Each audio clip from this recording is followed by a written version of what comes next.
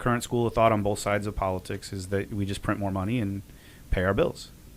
Yeah, But that's the root of inflation. Bad monetary policy is why we're in the position that we're in.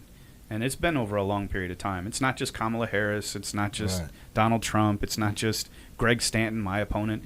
It's a long systemic issue that's been going on for a very long time. And the school of thought that says, well, we'll just print more money, well, that's inflationary.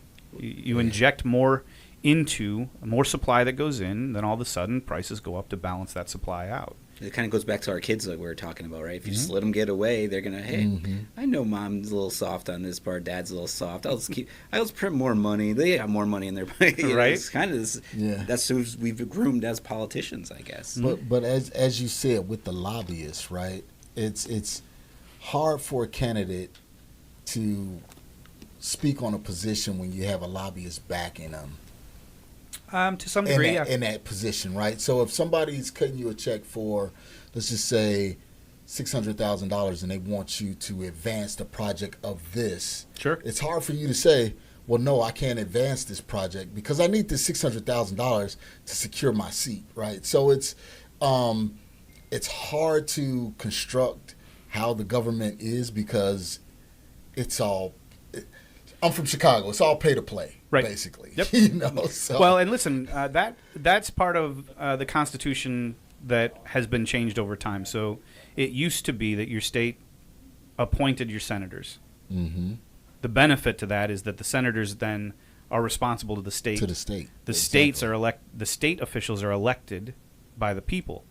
So when an appropriations bills comes up and all the House members who are elected by the people are trying to buy the votes. So they're like, oh, yeah, spend this, spend that, spend this. Right. The House then sends it to the Senate.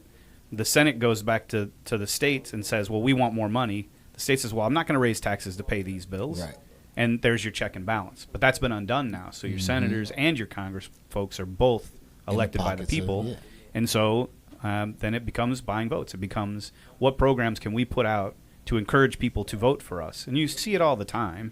And so I think you need people that are of strong character, strong moral values, strong foundational values that understand and can speak to that. But you're absolutely right. The challenges of money in politics, and I don't think you ever get away from it, but the challenges of money in politics are very corrupting. Right.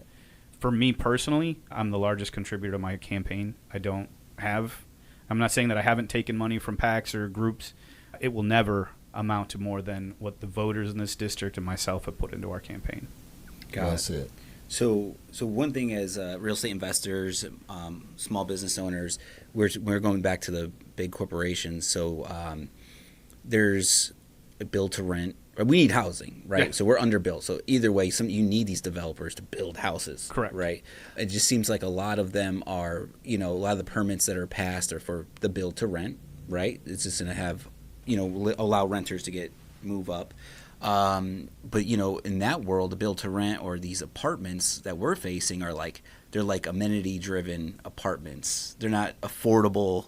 Right. Lifestyle brands. Lifestyle brand, which is great, but, you got those and you got the build to rent. So it's like as a mom and pop that has a rental that's very well maintained, you owned it for 5-10 years. It doesn't have all the luxurious things, or it's just not brand new, right? They have better options. So, we fight that, right? So, I don't know. I'm just saying, it just seems like with the corporations coming in and owning housing and buying like BlackRock or Blackstone, whatever it may be, they're buying so much.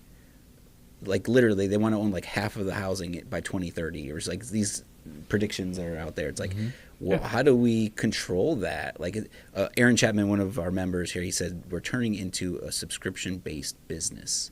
Housing,